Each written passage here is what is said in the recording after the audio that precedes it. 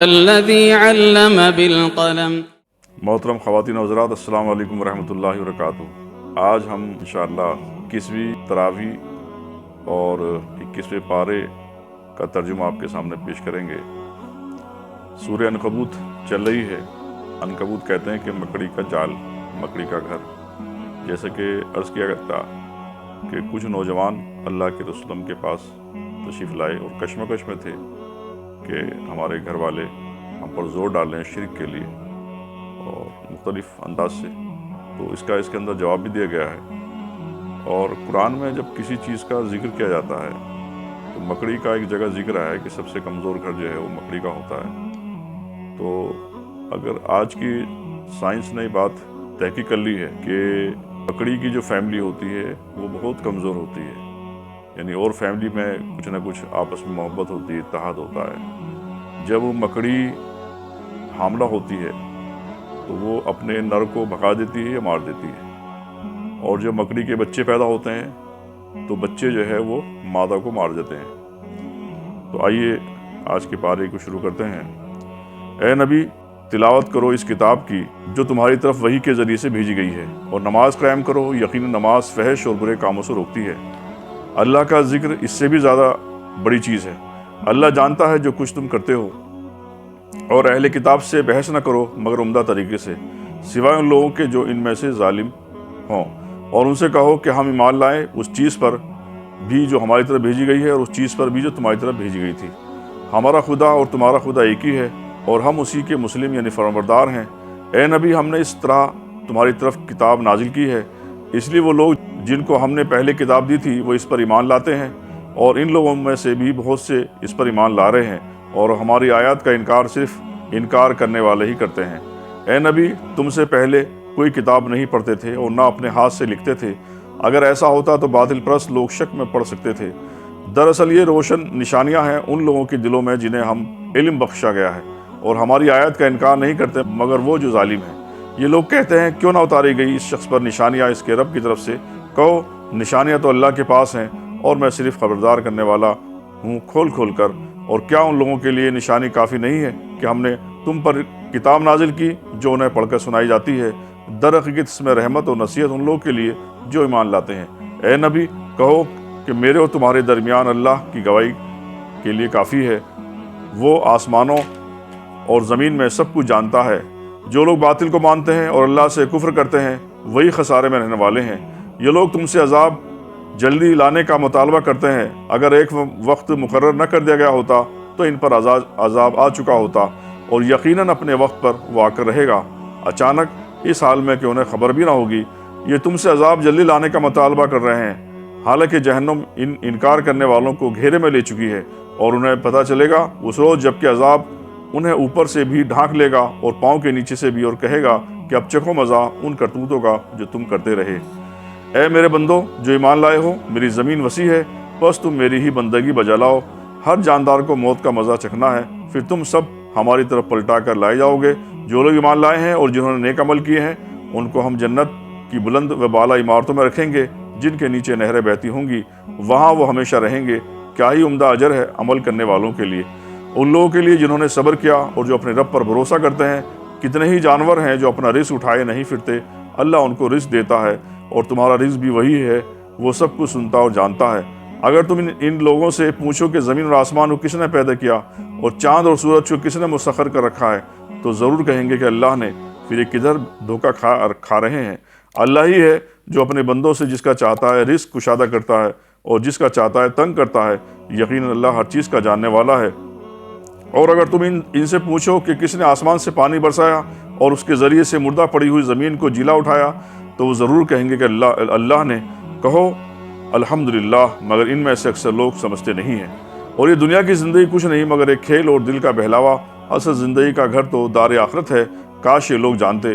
جب یہ لوگ کشتی پر سوار ہوتے ہیں تو اپنے دین کو اللہ کے لیے خالص کر کے اس سے دعا مانگتے ہیں، پھر جب وہ انہیں بچا کر خشکی پر لے آتا ہے تو یکایک شرک کرنے لگتے ہیں، تاکہ اللہ کی دی ہوئی نجات پر ان کا کفران نعمت کریں اور حیات دنیا کے مزے لوٹیں۔ اچھا، عنقریب انہیں معلوم ہو جائے گا، کیا یہ دیکھتے نہیں ہم نے ایک پرامن حرم بنا دیا ہے، حالانکہ ان کے گرد و پیش لوگ اچک لیے جاتے ہیں۔ کیا پھر بھی یہ لوگ باطل کو مانتے ہیں اور اللہ کی نعمت کا کفران کرتے ہیں؟ اس شخص سے بڑا ظالم کون ہوگا جو اللہ سے جھوٹ باندھے یا حق کو جھٹلائے جبکہ اس کے سامنے آ چکا ہے؟ کیا ایسے انکار کرنے والوں کا ٹھکانہ جہنم نہیں؟ جو لوگ ہماری خاطر مجاہدہ کریں انہیں ہم اپنے راستے دکھائیں گے، اور یقین اللہ نیککاروں کے ساتھ ہے۔ اب سورہ روم شروع ہوتی ہے۔ روم جو ہے ایک ملک کا نام ہے، یہ سورہ مکی صورت ہے، اور اس میں جو ہے اللہ تعالیٰ نے خاص طور پر پیشن گوئی فرمائی تھی کہ ایران جو ہے اس کا جو بادشاہ تھا خسرو پرویز، وہ ظالم بادشاہ تھا۔ تو یہ اس وقت کی بات ہے کہ جب ہجرت حبشہ لوگ کر رہے تھے، تو اس وقت چونکہ یہ روم جو ہے وہ اہل کتاب تھے، اور خسرو پرویز جو ہے وہ ایک طرح سے روم پر غالب آ گیا تھا۔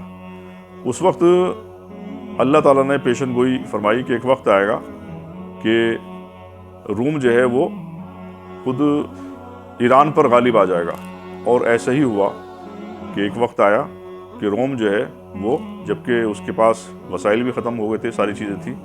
تو یہاں یہ بتانا مقصود ہے کہ ہم ظاہری چیزوں کو، ظاہری طاقتوں کو، ظاہری وسائل کو نہ دیکھیں، بلکہ اصل جو ہے اللہ کی قوت ہے، اللہ کی طاقت ہے، اللہ کا منصوبہ ہے۔ اللہ تعالیٰ جو چاہتا ہے وہ ہو کر رہتا ہے۔ تو اس کا ترجمہ ہے اللہ کے نام سے جو بے انتہا مہربان اور رحم فرمانے والا ہے۔ الف لام میم، رومی قریب کی سرزمین میں مغلوب ہو گئے، اور وہ اپنی اس مغلوبیت کے بعد چند سال کے اندر غالب ہو جائیں گے۔ اللہ ہی کا اختیار ہے، پہلے بھی اور بعد میں بھی، اور وہ دن وہ ہوگا جبکہ اللہ کی بخشش ہوئی فتح پر مسلمان خوشیاں منائیں گے۔ اللہ نصرت عطا فرماتا ہے جسے چاہتا ہے، اور وہ زبردست اور رحیم ہے۔ یہ وعدہ اللہ نے کیا ہے، اللہ کبھی اپنے وعدے کی خلاف ورزی نہیں کرتا، مگر اکثر لوگ جانتے نہیں۔ جب روم فتح ہوا تو فتح مکہ بھی ہوا۔ لوگ دنیا کی زندگی کا بس ظاہری پہلو جانتے ہیں، اور آخرت سے وہ خود ہی غافل ہیں۔ کیا انہوں نے کبھی اپنے آپ میں غور فکر نہیں کیا؟ اللہ نے زمین اور آسمان کو اور ان ساری چیزوں کو جو ان کے درمیان ہیں برحق اور ایک مدت مقرری کے لیے پیدا کیا، مگر بہت سے لوگ اپنے رب کی ملاقات کے منکر ہیں۔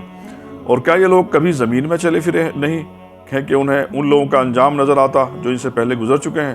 وہ ان سے زیادہ طاقت رکھتے تھے، انہوں نے زمین کو خوب ادھیڑا تھا اور اسے اتنا آباد کیا تھا جتنا انہوں نے نہیں کیا۔ ان کے پاس ان کے رسول روشن نشان لے کر آئے، پھر اللہ ان پر ظلم کرنے والے نہ تھا، مگر وہ خود ہی اپنے اوپر ظلم کر رہے تھے۔ آخرکار جن لوگوں نے برائیاں کی تھی ان کا انجام بہت برا ہوا، اس لیے کہ انہوں نے اللہ کی آیت کو جھٹلایا تھا اور وہ ان کا مذاق اڑاتے تھے۔ اللہ ہی خلق کی ابتدا کرتا ہے، پھر وہی اس کا اعادہ کرے گا، پھر اسی کی طرف تم پلٹائے جاؤ گے۔ اور جب وہ ساعت برپا ہوگی اس دن مجرم حق دک رہ جائیں گے، ان کے ٹھہرائے ہوئے شریکوں میں سے کوئی ان کا سفارش نہ ہوگا، اور وہ اپنے شریکوں کے منکر ہو جائیں گے۔ جس روز ساعت برپا ہوگی اس دن سب انسان الگ گروہوں میں بڑھ جائیں گے۔ جو لوگ ایمان لائے ہیں اور جنہوں نے نیک عمل کیے وہ ایک باغ میں شاداں و فراں رکھے جائیں گے، اور جنہوں نے کفر کیا ہے اور ہماری آیت کو اور آخرت کی ملاقات کو جھٹلایا ہے وہ عذاب میں حاضر رکھے جائیں گے۔ بس تسبیح کرو اللہ کی جبکہ تم شام کرتے ہو اور جب صبح کرتے ہو۔ آسمان اور زمین میں اسی کے لیے حمد ہے، اور تسبیح کرو اس کی تیسرے پہر اور جبکہ تم پر ظہر کا وقت آتا ہے۔ وہ زندہ کو مردہ میں سے نکالتا ہے اور مردے کو زندے میں سے نکال لاتا ہے، اور زمین کو اس کی موت کے بعد زندگی بخشتا ہے۔ اسی طرح تم لوگ بھی حالت موت سے نکالے لیے جاؤ گے۔ اس کی نشانیوں میں سے یہ ہے کہ اس نے تم کو مٹی سے پیدا کیا، پھر یکایک تم بشر ہو کہ زمین میں پھیلتے چلے جا رہے ہو۔ اور اس کی نشانیوں میں سے یہ ہے کہ اس نے تمہارے لیے تمہاری جنس سے بیویاں بنائی تاکہ تم ان کے پاس سکون حاصل کرو، اور تمہارے درمیان محبت اور رحمت پیدا کر دی۔ یقیناً اس میں بہت سی نشانیاں ان لوگوں کے لیے جو غور فکر کرتے ہیں۔ اور اس کی نشانیوں میں سے آسمان اور زمین کی پیدائش اور تمہاری زبانوں اور تمہارے رنگوں کا اختلاف ہے۔ یقیناً اس میں بہت سی نشانیاں ہیں دانش مند لوگوں کے لیے۔ اور اس کی نشانیوں میں سے تمہارا رات اور دن کو سونا اور تمہاری اس کے فضل کو تلاش کرنا۔ یقیناً اس میں بہت سی نشانیاں ہیں ان لوگوں کے لیے جو غور سے سنتے ہیں۔ اور اس کی نشانیوں میں سے یہ ہے کہ وہ تمہیں بجلی کی چمک دکھاتا ہے، خوف کے ساتھ بھی اور طمع کے ساتھ بھی، اور آسمان سے پانی برساتا ہے، پھر اس کے ذریعے سے زمین کو اس کی موت کے بعد زندگی بخشتا ہے۔ یقیناً اس میں بہت سی نشانیاں ہیں ان لوگوں کے لیے جو عقل سے کام لیتے ہیں۔ اور اس کی نشانیوں میں سے یہ ہے کہ آسمان اور زمین اس کے حکم سے قائم ہیں، پھر یوں ہی کہ اس نے تمہیں زمین سے پکارا، بس ایک ہی پکار میں اچانک تم نکل آؤ گے۔ آسمان اور زمین میں جو بھی ہے اسی کے بندے ہیں، سب کے سب اسی کے تابع فرمان ہیں۔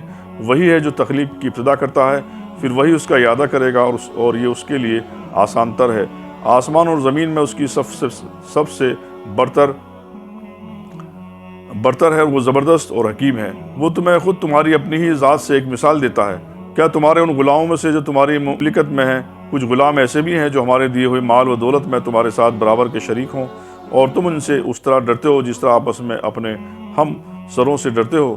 اس طرح ہم آیات کھول کھول کر پیش کرتے ہیں ان لوگوں کے لیے جو عقل سے کام لیتے ہیں، مگر یہ ظالم بے سمجھے بوجھے اپنے تخیلات کے پیچھے چل پڑے ہیں۔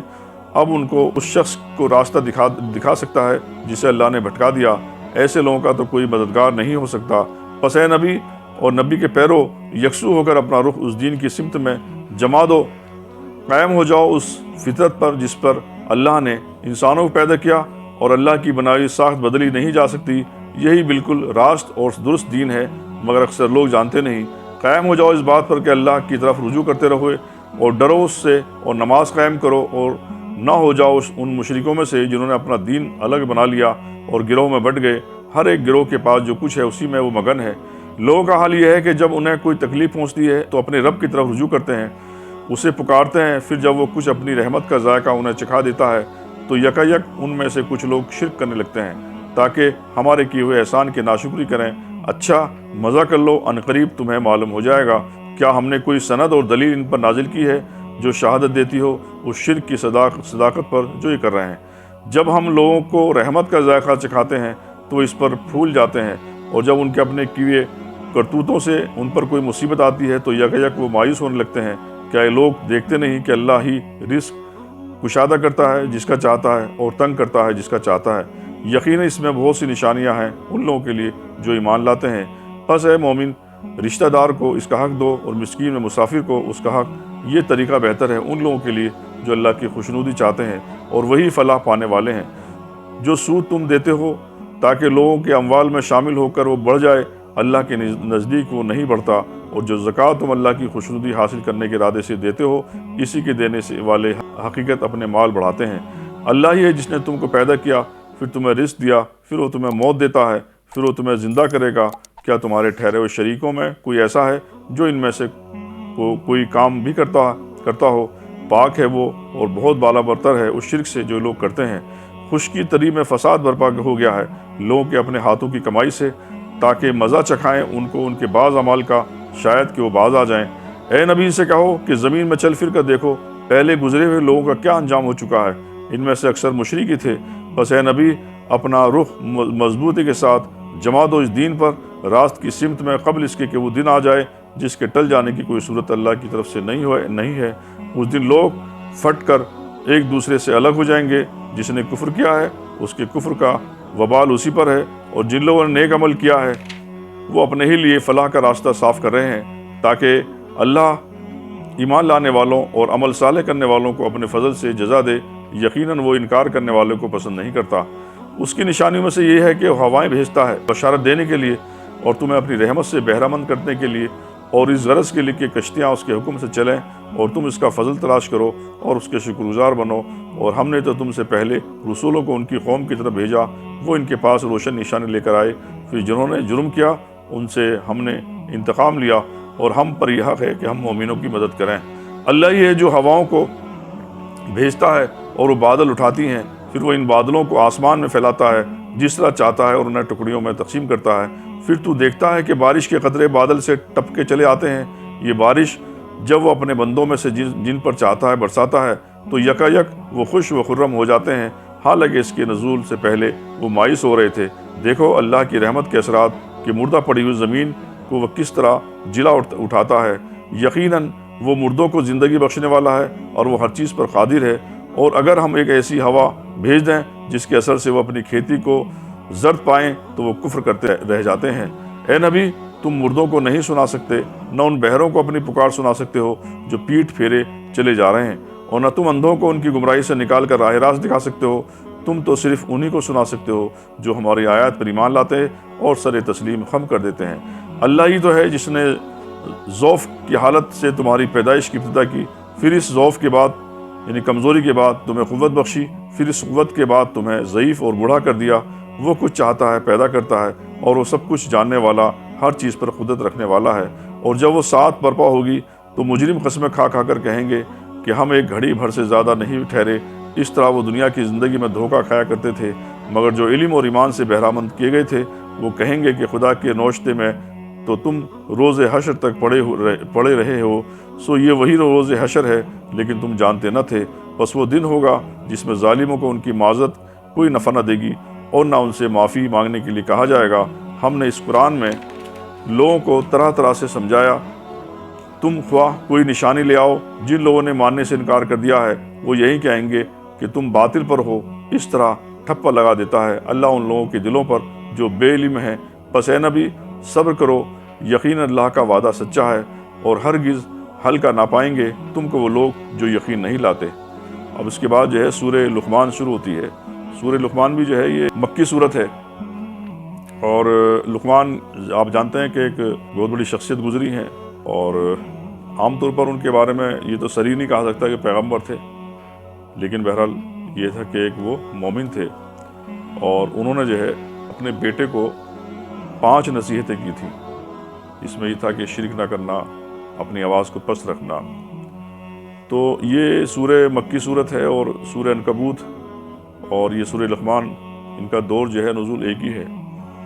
تو اس کے اندر جو ہے شرک کی تردید کی گئی ہے اور توحید کا اس میں صداقت اور معقولیت پہنچائی گئی ہے۔ دوسرا یہ کہ باپ دادا کی اندھی تقلید سے منع کیا گیا ہے، اور یہ بات بتائی گئی ہے، یہ جو محمد صلی اللہ علیہ وسلم جو تمہیں بتا رہے ہیں بات، یہ کوئی نئی بات نہیں ہے، بلکہ اس سے پہلے بھی مختلف پیغمبروں نے وہی بات بتائی ہیں۔ تو لقمان علیہ السلام جو ہے وہ ان کا جو ذکر اس میں آیا ہے، چونکہ عرب کا ہر بچہ جانتا تھا ان کی حکمت کے بارے میں اور ان کی دانش مندی کے بارے میں، تو اس لیے جو ہے وہاں پر ان کو اللہ نے کوٹ کیا ہے۔ اللہ کے نام سے جو بے انتہا مہربان اور رحم فرمانے والا ہے۔ الف لام میم، یہ کتاب حکیم کی آیت ہے، ہدایت اور رحمت نیک کاروں کے لیے ہے جو نماز قائم کرتے ہیں، زکوٰۃ دیتے ہیں اور آخرت پر ایمان رکھتے ہیں۔ یہی لوگ اپنے رب کی طرف سے راہ راست پر ہیں اور یہی فلاح پانے والے ہیں۔ اور انسانوں ہی میں سے کوئی ایسا بھی ہے جو کلام دل فریب خرید کر لاتا ہے تاکہ لوگوں کو اللہ کے راستے سے علم کے بغیر بھٹکا دے اور اس راستے کی دعوت کو مذاق میں اڑا دے۔ ایسے لوگوں کے لیے سخت ذلیل کرنے والا عذاب ہے۔ اسے جب ہماری آیت سنائی جاتی ہیں تو وہ بڑے گھمنڈ کے ساتھ اس طرح رخ پھیر لیتا ہے گویا کہ اس نے انہیں سنا ہی نہیں، گویا کہ اس کے کان بہرے ہیں۔ اچھا مزدہ سنا دو اسے ایک دردناک عذاب کا، البتہ جو لوگ ایمان لے آئیں اور نیک عمل کریں ان کے لیے نعمت بھری جنتیں ہیں جن میں وہ ہمیشہ رہیں گے۔ یہ اللہ کا پختہ وعدہ ہے اور وہ زبردست اور حکیم ہے۔ اس نے آسمانوں کو پیدا کیا بغیر ستونوں کے جو تم کو نظر نہیں آئے۔ اس نے زمین میں پہاڑ جما دیے تاکہ تمہیں لے کر ڈھلک نہ جائیں۔ اس نے ہر طرح کے جانور زمین میں پھیلا دیے اور آسمان سے پانی برسایا اور زمین میں قسم قسم کی عمدہ چیزیں اگائیں۔ یہ تو ہے اللہ کی تخلیق۔ اب ذرا مجھے دکھاؤ ان دوسروں نے کیا پیدا کیا۔ اصل بات یہ ہے کہ ظالم لوگ سری گمراہی میں پڑے ہوئے ہیں۔ ہم نے لقمان کو حکمت عطا کی تھی کہ اللہ کا شکر گزار ہو۔ جو کوئی شکر کرے اس کا شکر اس کے اپنے لیے مفید ہے، اور جو کفر کرے یعنی انکار کرے تو حقیقت میں اللہ بے نیاز اور آپ سے آپ محمود ہے۔ یاد کرو جب لقمان اپنے بیٹے کو نصیحت کر رہا تھا تو اس نے کہا، بیٹا خدا کے ساتھ کسی کو شریک نہ کرنا۔ حق یہ ہے کہ شرک بہت بڑا ظلم ہے، اور یہ حقیقت ہے کہ ہم نے انسان کو اپنے والدین کا حق پہچاننے کی خود تاکید کی ہے۔ اس کی ماں نے ذوق پر ذوق اٹھا کر اسے اپنے پیٹ میں رکھا اور 2 سال اس کا دودھ چھوٹنے میں لگے۔ اس لیے ہم نے اس کو نصیحت کی کہ میرا شکر کر اور اپنے والدین کا شکر بجا لا۔ میری ہی طرف تجھے پلٹنا ہے، لیکن اگر تجھ پر دباؤ ڈالیں کہ میرے ساتھ تو کسی ایسے کو شریک کرے جسے تو نہیں جانتا تو ان کی بات ہرگز نہ مان۔ دنیا میں ان کے ساتھ نیک برتاؤ کرتا رہے، مگر پیروی اس شخص کے راستے کی کر جس نے میری طرف رجوع کیا ہے۔ پھر تم سب کو پلٹنا میری طرف ہے۔ اس وقت میں تمہیں بتا دوں گا کہ تم کیسے عمل کرتے رہے ہو۔ اور لقمان نے کہا تھا کہ بیٹا کوئی چیز رائی کے دانے کے برابر بھی ہو اور کسی چٹان میں یا آسمانوں یا زمین میں کہیں چھپی ہو، اللہ اسے نکال لائے گا۔ وہ باریک بین اور باخبر ہے۔ بیٹا نماز قائم کرو، نیکی کا حکم دے، بدی سے منع کر، اور جو مصیبت ہی پڑے اس پر صبر کر۔ یہ وہ باتیں ہیں جن کی بڑی تاکید کی گئی ہے۔ اور لوگوں سے منہ پھیر کر بات نہ کر، نہ زمین پر اکڑ کر چل۔ اللہ کسی خود پسند فخر جتانے والے شخص کو پسند نہیں کرتا۔ اپنی چال میں اعتدال اختیار کر اور اپنی آواز ذرا پست رکھ۔ سب آوازوں سے زیادہ بری آواز گدھوں کی آواز ہوتی ہے۔ کیا تم لوگ نہیں دیکھتے کہ اللہ نے زمین اور آسمان کی ساری چیزیں تمہارے لیے مسخر کر رکھی ہیں؟ وہ اپنی کھلی اور چھپی نعمتیں تم پر تمام کر دی۔ اس پر حال یہ ہے کہ انسانوں میں سے کچھ لوگ ہیں جو اللہ کے بارے میں جھگڑتے ہیں بغیر اس کے کہ ان کے پاس کوئی علم ہو یا ہدایت یا کوئی روشنی دکھانے والی کتاب، اور جب ان سے کہا جاتا ہے کہ پیروی کرو اس چیز کی جو اللہ نے نازل کی ہے، تو کہتے ہیں کہ ہم تو اسی چیز کی پیروی کریں گے جس پر ہم اپنے باپ دادا کو پایا ہے۔ کیا یہ انہی کی پیروی کریں گے، خواہ وہ شیطان ان کو بھڑکتی ہوئی آگ میں ہی کی طرف کیوں نہ بلاتا رہا ہو؟ جو شخص اپنے آپ کو اللہ کے حوالے کر دے اور عملاً وہ نیک ہو، اس نے فی الواقع ایک بھروسے کے قابل سہارا تھام لیا، اور سارے معاملات کا آخری فیصلہ اللہ ہی کے ہاتھ ہے۔ اب جو کفر کرتا ہے اس کا کفر تمہیں غم میں مبتلا نہ کرے، انہیں پلٹ کر آنا تو ہماری طرف ہے، پھر ہم انہیں بتا دیں گے کہ وہ کیا کچھ کرتے آئے ہیں۔ یقیناً اللہ سینوں کے چھپے ہوئے راز تک جانتا ہے۔ ہم تھوڑی مدت انہیں دنیا میں مزے کرنے کا موقع دے رہے ہیں، پھر ان کو بے بس کر کے ایک سخت عذاب کی طرف کھینچ لے جائیں گے۔ اگر تم ان سے پوچھو کہ زمین اور آسمان کو کس نے پیدا کیا، تو یہ ضرور کہیں گے کہ اللہ نے۔ کہو الحمدللہ، مگر ان میں سے اکثر لوگ جانتے نہیں۔ آسمان اور زمین میں جو کچھ ہے اللہ کا ہے، بے شک اللہ بے نیاز اور آپ سے آپ محمود ہے۔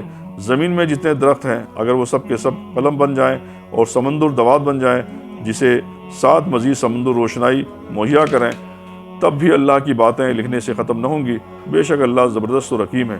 تم سارے انسانوں کو پیدا کرنا پھر دوبارہ جلا اٹھانا تو اس کے لیے بس ایسا ہے جیسے ایک متنفس کو پیدا کرنا اور جلا اٹھانا۔ حقیقت یہ ہے کہ اللہ سب کچھ سننے اور دیکھنے والا ہے۔ کیا تم دیکھتے نہیں ہو کہ اللہ رات کو دن میں پروتا ہوا لے آتا ہے، اور دن کو رات میں اس نے سورج اور چاند کو مسخر کر رکھا ہے، سب ایک وقت مقرر تک چلے جا رہے ہیں۔ اور کیا تم نہیں جانتے کہ جو کچھ بھی تم کرتے ہو اللہ اس سے باخبر ہے؟ یہ سب کچھ اس وجہ سے ہے کہ اللہ ہی حق ہے، اور اسے چھوڑ کر جن دوسری چیزوں کو یہ لوگ پکارتے ہیں وہ سب باطل ہیں، اور اسی وجہ سے کہ اللہ ہی بزرگ و برتر ہے۔ کیا تم دیکھتے نہیں ہو کہ کشتی سمندر میں اللہ کے فضل سے چلتی ہے تاکہ وہ تمہیں اپنی کچھ نشانیاں دکھائے؟ در حقیقت اس میں بہت سی نشانیاں ہیں ہر اس شخص کے لیے جو صبر اور شکر کرنے والا ہو۔ اور جب سمندر میں ان لوگوں پر ایک موج سائبان کی طرح چھا جاتی ہے تو یہ اللہ کو پکارتے ہیں اپنے دین کو بالکل اسی کے لیے خالص کر کے، پھر جب وہ بچا کر انہیں خشکی تک پہنچا دیتا ہے تو ان میں سے کوئی اقتصاد برتتا ہے اور ہماری نشانی کو انکار نہیں کرتا، مگر ہر وہ شخص جو غدار اور ناشکرا ہے۔ لوگوں، بچو اپنے رب کے غضب سے اور ڈرو اس دن سے جبکہ کوئی باپ اپنے بیٹے کی طرف سے بدلہ نہ دے گا، اور نہ کوئی بیٹا ہی اپنے باپ کی طرف سے کچھ بدلہ دینے والا ہوگا۔ فی الواقع اللہ کا وعدہ سچا ہے، بس یہ دنیا کی زندگی تمہیں دھوکے میں نہ ڈالے، اور نہ دھوکے باز تم کو اللہ کے معاملے میں دھوکہ دینے پائیں۔ اس گھڑی کا علم اللہ ہی کے پاس ہے، وہی بارش برساتا ہے، وہی جانتا ہے کہ ماؤں کے پیٹ میں کیا پرورش پا رہا ہے۔ کوئی نہیں جانتا کہ کل وہ کیا کمائی کرنے والا ہے، اور نہ کسی شخص کو یہ خبر ہے کہ کس سرزمین میں اس کی موت آنی ہے۔ اللہ ہی سب کچھ جاننے والا اور باخبر ہے۔ اس کے بعد جو ہے سورہ سجدہ، جو مکی سورہ ہے، یہ شروع ہوتی ہے، اور سورہ سجدہ جو ہے یہ اس کے اندر جو ہے جو اس کا موضوع ہے وہ توحید، رسالت اور آخرت، اور اس کا جو ہے اس کے اندر بہت اچھا نقشہ کھینچا گیا ہے، اور جو اس سے متعلق جو شبہات ہیں اس کا بھی جواب دیا گیا ہے، اور قرآن کی عظمت یعنی تیرے رب کی جانب سے ہے، اس کے بارے میں اس کے اندر بتایا گیا ہے۔ اللہ کے نام سے جو بے انتہا مہربان اور رحم فرمانے والا ہے۔ الف لام میم، اس کتاب کو تنزیل بلا شبہ رب العالمین کی طرف سے ہے۔ کیا یہ لوگ کہتے ہیں کہ شخص نے اسے گھڑ لیا ہے؟ نہیں، بلکہ یہ حق تیرے رب کی طرف سے، تاکہ تو متنبہ کرے ایک ایسی قوم کو جس کے پاس تجھ سے پہلے کوئی متنبہ کرنے والا نہیں آیا، شاید کہ وہ ہدایت پائیں۔ وہ اللہ ہی ہے جس نے آسمان و زمین کو اور ان ساری چیزوں کو جو ان کے درمیان ہیں 6 دنوں میں پیدا کیا، اور اس کے بعد عرش پر جلوہ فرما ہوا۔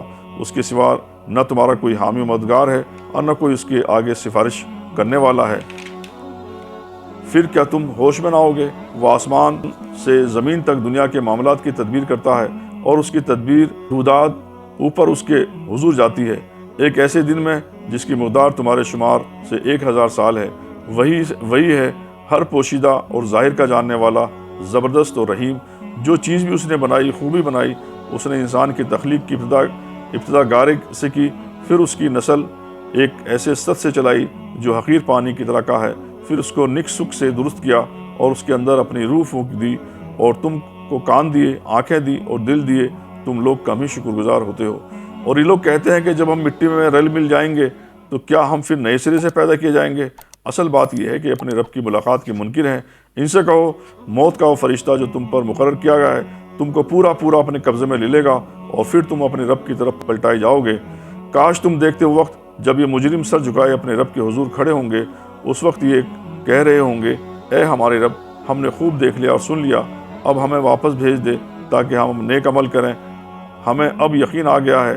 جواب میں ارشاد ہوگا، اگر ہم چاہتے تو پہلے ہی ہر نفس کو اس کی ہدایت دے دیتے، مگر میری وہ بات پوری ہو گئی جو میں نے کہی تھی کہ میں جہنم کو جنوں اور انسانوں سب سے بھر دوں گا۔ بس اب چکھو مزہ اپنی اس حرکت کا کہ تم نے اس دن کی ملاقات کو فراموش کر دیا، ہم نے بھی اب تمہیں فراموش کر دیا، چکھو ہمیشگی کے عذاب کا مزہ اپنے کرتوتوں کی پاداش میں۔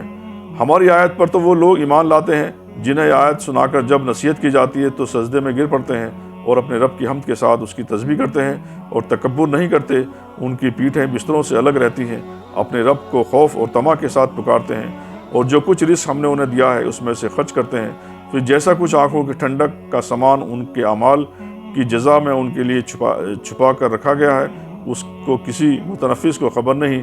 بھلا کہیں یہ ہو سکتا ہے کہ جو شخص مومن ہو وہ شخص کی طرح ہو جائے جو فاسق ہو؟ یہ دونوں برابر نہیں ہو سکتے۔ جو لوگ ایمان لائے ہیں اور جنہوں نے نیک عمل کیے ہیں ان کے لیے تو جنتوں کی قیام گاہ ہیں ضیافت کے طور پر ان کے اعمال کے بدلے میں، اور جنہوں نے فسق اختیار کیا ہے ان کا ٹھکانہ دوزخ ہے، جب کبھی وہ اس سے نکلنا چاہیں گے اسی میں دھکیل دیے جائیں گے اور ان سے کہا جائے گا کہ چکھو اب اسی آگ کے عذاب کا مزہ جس کو تم جھٹلایا کرتے تھے۔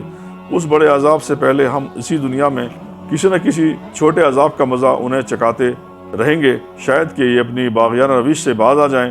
اور اس سے بڑا ظالم کون ہوگا جسے اس کے رب کی آیت کے ذریعے سے نصیحت کی جائے اور پھر وہ ان سے منہ پھیر لے؟ ایسے مجرموں سے تو ہم انتقام لے کر رہیں گے۔ اس سے پہلے ہم موسیٰ کو کتاب دے چکے ہیں، لہٰذا اسی چیز کے ملنے پر تمہیں کوئی شک نہ ہونا چاہیے۔ اس کتاب کو ہم نے بنی اسرائیل کے لیے ہدایت بنایا تھا، اور جب انہوں نے صبر کیا اور ہماری آیت پر یقین لاتے رہے تو ان کے اندر ہم نے ایسے پیشوا پیدا کیے جو ہمارے حکم سے رہنمائی کرتے تھے۔ یقیناً تیرا رب ہی قیامت کے روز ان باتوں کا فیصلہ کرے گا جن میں بنی اسرائیل باہم اختلاف کرتے رہے ہیں۔ اور کیا ان لوگوں کو ان تاریخی واقعات میں کوئی ہدایت نہیں ملی کہ ان سے پہلے کتنی قوموں کو ہم ہلاک کر چکے ہیں جن کے رہنے کی جگہوں میں آج یہ چلتے پھرتے ہیں؟ اس میں بڑی نشانیاں ہیں، کیا یہ سنتے نہیں؟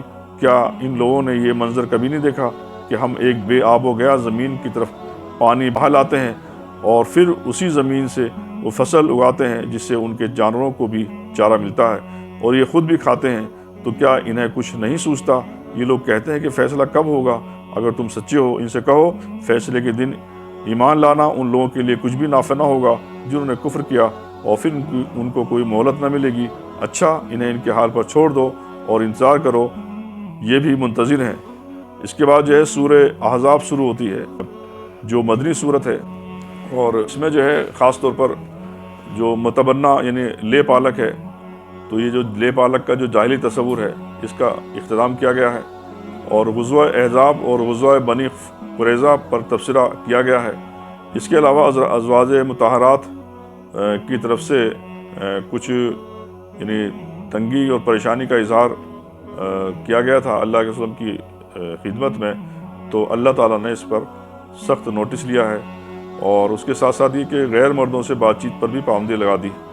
اور حضرت زینب کے نکاح کے سلسلے میں جو اعتراضات آ رہے تھے منافقین کی طرف سے، تو اللہ تعالیٰ نے ان کا جواب دیا ہے، اور اللہ کے رسول صلی اللہ علیہ وسلم کے نکاح کے لیے ضابطہ خاص بیان کیا گیا ہے، اور بے رو ٹوک جو ہے آنے جانے پر بھی پابندی لگا دی، اور اہل ایمان کو اس پر متنبہ کیا کہ تہمتوں پر دھیان نہ دیں اور رسول اور اہل مومن کا جو ہے خاص طور پر دفاع کریں۔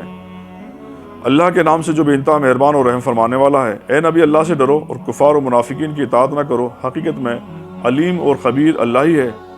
پیروی کرو اس بات کی جس کا اشارہ تمہارے رب کی طرف سے تمہیں کیا جا رہا ہے، اللہ ہر اس بات سے باخبر ہے جو تم لوگ کرتے ہو۔ اللہ پر توکل کرو، اللہ ہی کے وکیل ہونے کے لیے کافی ہے۔ اللہ نے کسی شخص کے دھڑ میں دو دل نہیں رکھے، نہ اس نے تم لوگوں کو ان بیویوں کو جن سے تم زہار کرتے ہو تمہاری ماں بنایا ہے، اور نہ اس نے تمہارے منہ بولے بیٹوں کو تمہارا حقیقی بیٹا بنایا ہے۔ یہ تو وہ باتیں ہیں جو تم لوگ اپنے منہ سے نکال لیتے ہو، مگر اللہ وہ بات کہتا ہے جو مبنی برحق ہے، اور وہی صحیح طریقے کی طرف رہنمائی کرتا ہے۔ منہ بولے بیٹوں کو ان کے باپوں کی نسبت سے پکارو، یہ اللہ کے نزدیک زیادہ منصفانہ بات ہے۔ اور اگر تمہیں معلوم نہ ہو کہ ان کے باپ کون ہیں تو وہ تمہارے دینی بھائی اور رفیق ہیں۔ نہ دانستہ جو بات تم کہو اس کے لیے تم پر کوئی گرفت نہیں ہے، لیکن اس بات پر ضرور گرفت ہے جس کا تم سے تم دل سے ارادہ کرو، اللہ درگزر کرنے والا اور رحم فرمانے والا ہے۔ بلا شبہ نبی تو اہل ایمان کے لیے اپنی ذات پر مقدم ہے، اور نبی کی بیویاں ان کی مائیں ہیں، مگر کتاب اللہ کی روح سے عام مومنین و مہاجرین کی بنسبت رشتہ دار ایک دوسرے کے زیادہ حقدار ہیں۔ البتہ اپنے رفیقوں کے ساتھ تم کو بھلائی کرنا چاہو تو کر سکتے ہو، یہ حکم کتاب الہی میں لکھا ہوا ہے۔ اور اے نبی، یاد رکھو اس عہد و پیمان کو جو ہم نے سب پیغمبروں سے لیا، تم سے بھی، اور نوح اور ابراہیم اور موسیٰ، عیسیٰ ابن مریم سے بھی، سب سے ہم نے پختہ عہد لیے چکے ہیں، تاکہ سچے لوگوں سے ان کا رب ان کی سچائی کے بارے میں سوال کرے، اور انکار کرنے والوں کے لیے تو اس نے دردناک عذاب مہیا کر رکھا ہے۔ اے لوگو جو ایمان لائے ہو، یاد کرو اللہ کے احسان کو جو ابھی بھی اس نے تم پر کیا۔ جب لشکر تم پر چڑھائے تو ہم نے ان پر ایک سخت آندھی بھیج دی، اور ایسی فوجیں روانہ کی جو تم کو نظر نہ آتی تھی۔ اللہ وہ سب کچھ دیکھ رہا تھا جو تم لوگ اس وقت کر رہے تھے، جب دشمن اوپر سے اور نیچے سے تم پر چڑھائے، جب خوف کے مارے آنکھیں پتھرا گئیں، کلیجے منہ کو آ گئے، اور تم، یعنی غزوہ خندق کا اس میں ذکر کیا جا رہا ہے، اس کا منظر کھینچا جا رہا ہے، اس پر تبصرہ کیا جا رہا ہے، اور تم لوگ اللہ کے بارے میں طرح طرح کے گمان کرنے لگے۔ اس وقت ایمان لانے والے خوب آزمائے گئے اور بری طرح ہلا مارے گئے۔ یاد کرو وقت جب منافقین اور وہ سب لوگ جن کے دلوں میں روگ تھا وہ صاف صاف کہہ رہے تھے کہ اللہ اس کے رسول نے جو وعدے ہم سے کیے تھے وہ فریب کے سوا کچھ نہ تھے۔ جب ان میں سے ایک گروہ نے کہا کہ اے یثرب کے لوگوں، تمہارے لیے اب ٹھہرنے کا کوئی موقع نہیں، پلٹ چلو، جب ان کا ایک فریق یہ کہہ کر نبی سے رخصت طلب کر رہا تھا ہمارے گھر خطرے میں ہیں، حالانکہ وہ خطرے میں نہ تھے، دراصل وہ محاذ جنگ سے بھاگنا چاہتے تھے۔ اگر شہر کے اطراف سے دشمن گھس آئے ہوتے اور اس وقت انہیں فتنے کی طرف دعوت دی جاتی تو اس میں جا پڑتے، اور مشکل ہی سے انہیں شریک کے فتنہ ہونے میں کوئی تعامل ہوتا۔ ان لوگوں نے اس سے پہلے اللہ سے عہد کیا تھا کہ یہ پیٹھ نہ پھیریں گے، اور اللہ سے کیے ہوئے عہد کی باز پرس تو ہونی ہی ہے۔